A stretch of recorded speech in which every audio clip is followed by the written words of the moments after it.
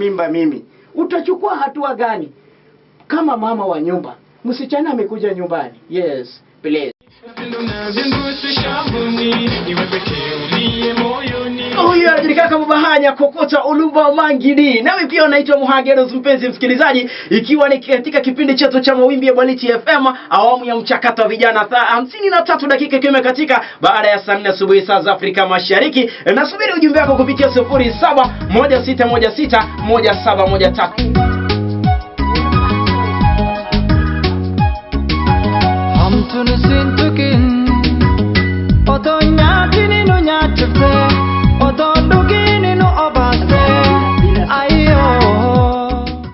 Kutokana na hatua hiyo, wakisema kuwa wanataka mchanga wa aina ya maram, la sivyo barabara hiyo ibaki kama ilivyokuwa. Kwa majina naitwa Maulid Hassan, waziri wa barabara wa Isiolo County.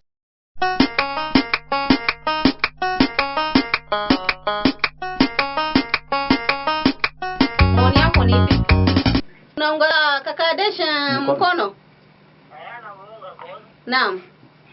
Kila mtu ana maisha yake, unajua kuna wale waliokosa maisha yake. Naam.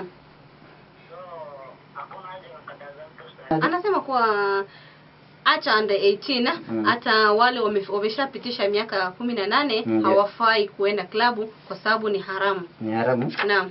Kama uamini mtoto wako kweli, basi usimwachilie aende nje.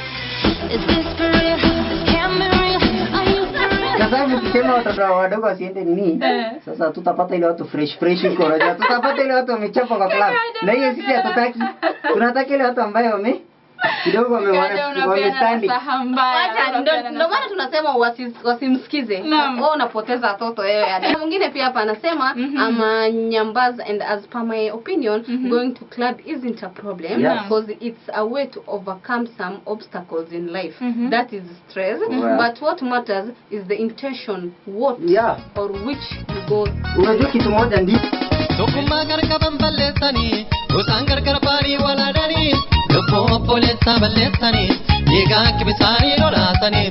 Walsinyat kisani walnyatani, elani mtu walgarsisani. Ona ulla tani.